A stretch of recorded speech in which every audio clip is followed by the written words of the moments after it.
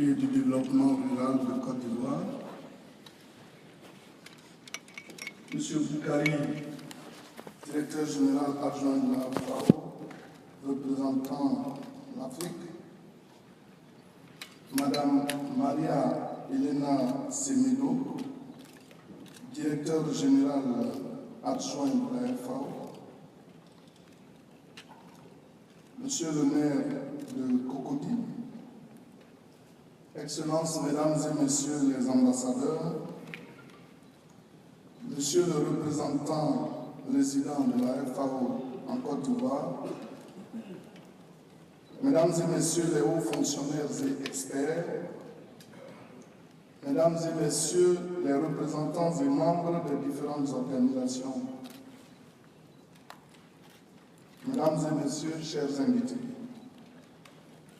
l'honneur m'échoit de prendre la parole à l'ouverture de la session des hauts fonctionnaires de la 29e conférence régionale de la FAO pour l'Afrique, dont les assises se tiennent pour la 3e fois en Côte d'Ivoire. Permettez-moi, au nom de son Excellence M. Alassane Ouattara, président de la République de Côte d'Ivoire, et du Premier ministre M. Daniel Cameron-Duncan, chef du gouvernement, de souhaiter la cordiale bienvenue en Côte d'Ivoire à toutes les délégations des pays frères et amis. Je voudrais m'acquitter à cet instant solennel d'un devoir de reconnaissance et de remerciement à son Excellence, Monsieur le Président de la République, pour avoir accepté que la Côte d'Ivoire abrite les assises de la 29e conférence régionale de la FAO pour l'Afrique. À son Excellence, Monsieur le Premier ministre, ministre de l'Économie, des Finances et du Budget, pour ces différents conseils avisés et les appuis multiformes nécessaires à l'organisation de la rencontre. À son Excellence, Madame Janine Tagliante Saracino, ambassadeur de la Côte d'Ivoire en Italie, représentant permanent auprès de la FAO, du FIDA et du PAM à Rome, pour son appui au projet d'accueillir la conférence interivoirienne. À Mesdames et Messieurs les représentants des États membres, les partenaires au développement des organisations régionales, sous-régionales et internationales, de la société civile africaine, j'exprime ma profonde gratitude pour votre présence distinguée. Il me plaît également de réitérer mes remerciements à tous les pays et gouvernements africains pour avoir accordé leur confiance à la Côte d'Ivoire. J'exprime enfin ma gratitude aux responsables de l'Organisation des Nations Unies pour l'agriculture et l'alimentation, avec à leur tête le directeur général, M. José Graziano da Silva, pour les efforts inlassables et soutenus à la cause de l'agriculture dans le monde et particulièrement en Afrique. Mesdames et Messieurs, le thème central choisi pour ces assises, à savoir la transformation du système agroalimentaire africain pour une croissance inclusive et une prospérité partagée, est aujourd'hui d'actualité pour la Côte d'Ivoire, pays où les productions agricoles ont connu des niveaux élevés au cours des 4 dernières années. Pour atteindre cet objectif, les États africains devraient procéder à une transformation du milieu rural, à la mise en place d'un système de production durable, à la création d'emplois pour les jeunes et les femmes dans la chaîne de valeur des productions agricoles, tout en assurant un financement approprié. En Côte d'Ivoire, les productions agricoles, notamment le cacao et l'anarcade, ont atteint des niveaux de production records. En effet, la production cacaoyère a atteint la barre de 1800 tonnes de fèves en 2015 et celle de la NACAD de 7000 tonnes. Aujourd'hui, le défi à relever est de transformer une bonne partie de cette production en produits semi-finis et finis, comme défini par la vision de son Excellence, Monsieur le Président de la République, pour l'émergence à l'horizon 2020. En effet, la Côte d'Ivoire ne transforme que 30% de son cacao et moins de 5% des autres produits d'exportation comme la narcade, le café, l'EVA, la mangue et l'ananas. Certes, les progrès sont enregistrés, mais ils demeurent encore insuffisants. L'objectif pour le pays est de parvenir à un taux de transformation de 50% de la production cacaoyère et d'aller jusqu'au stade de produits finis plus élaborés. La dynamique de la transformation s'étend aux autres filières agricoles telles que le thon pour la pêche et l'aviculture pour l'élevage.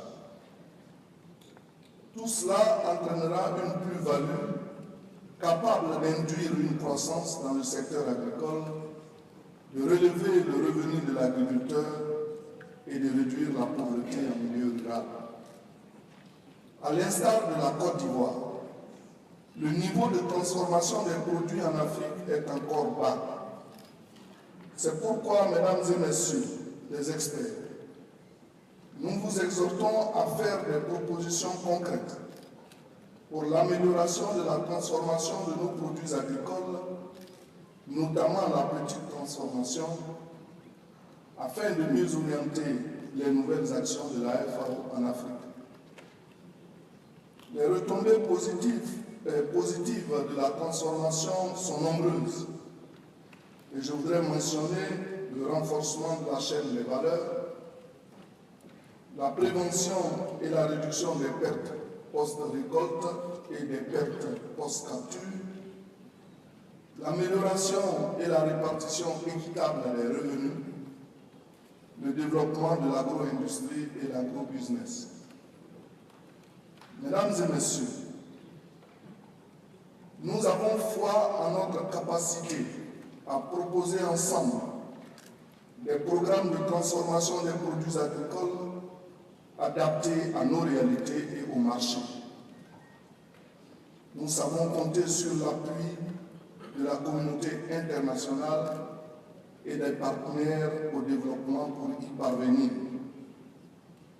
Les investissements dans le secteur de la transformation, de la conservation et de la distribution des produits agricoles constituent une véritable source d'emploi pour les femmes et pour les jeunes, aussi bien en milieu rural qu'en milieu urbain.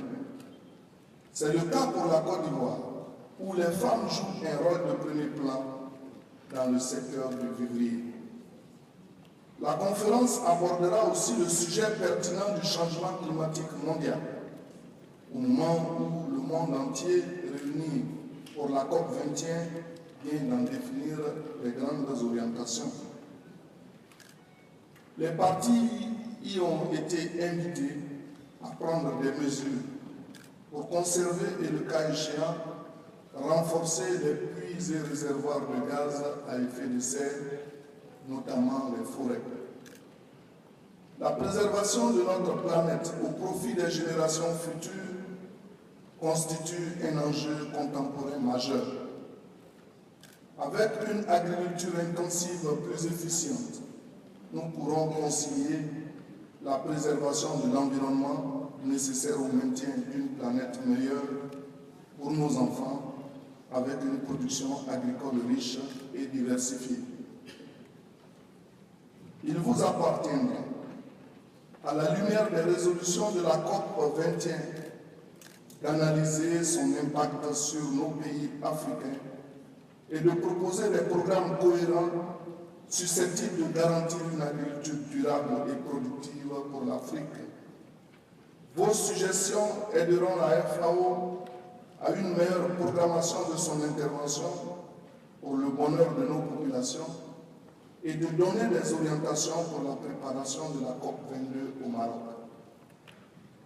Mesdames et messieurs, La structure démographique du continent, caractérisée par une forte proportion de jeunes, constitue un potentiel, voire un avantage pour les décennies à venir.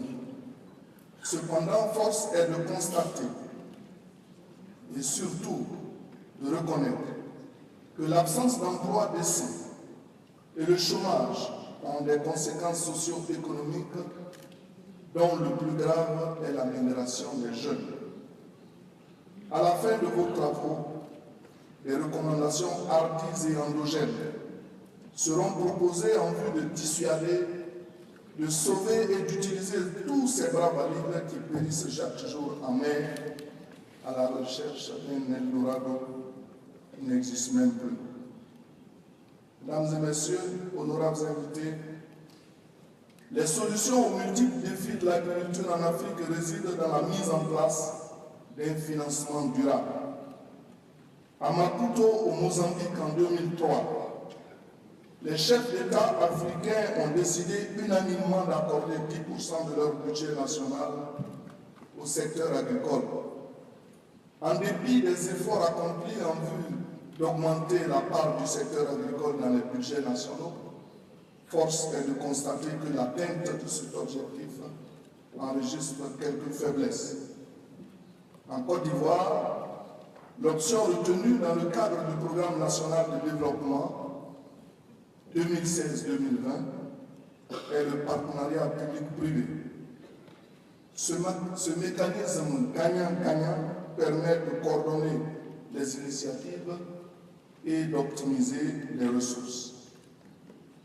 Dans le cadre de la mise en œuvre de la plateforme du partenariat public-privé du secteur café-cacao, sur un investissement de 32 milliards de francs CFA consentis pour l'amélioration des conditions de vie des producteurs et de leurs familles, le secteur privé a contribué pour 16 milliards de francs CFA.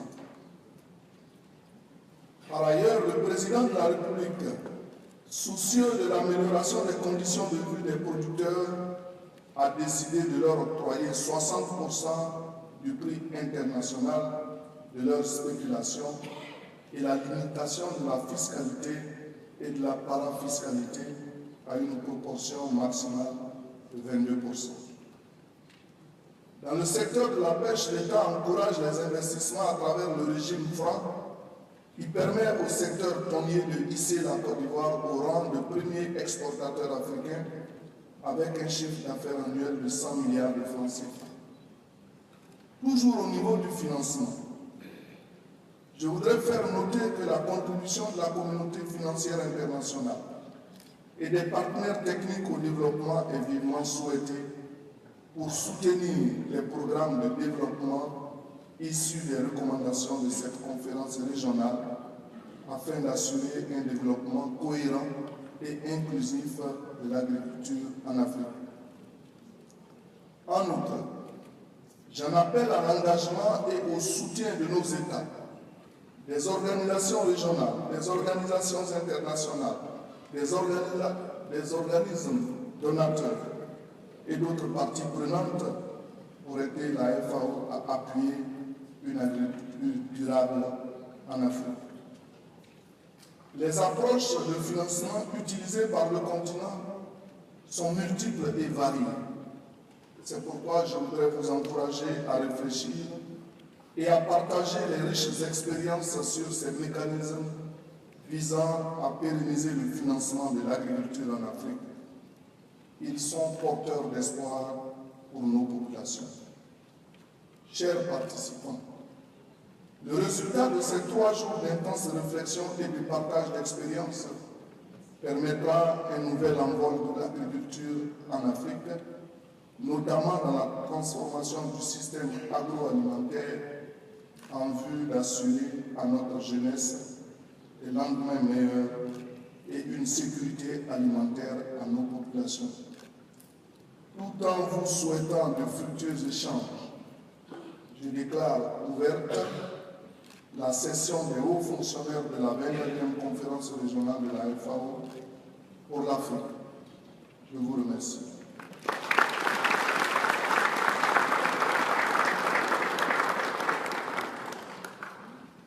Mesdames Mesdames et Messieurs, Monsieur le ministre de l'Agriculture,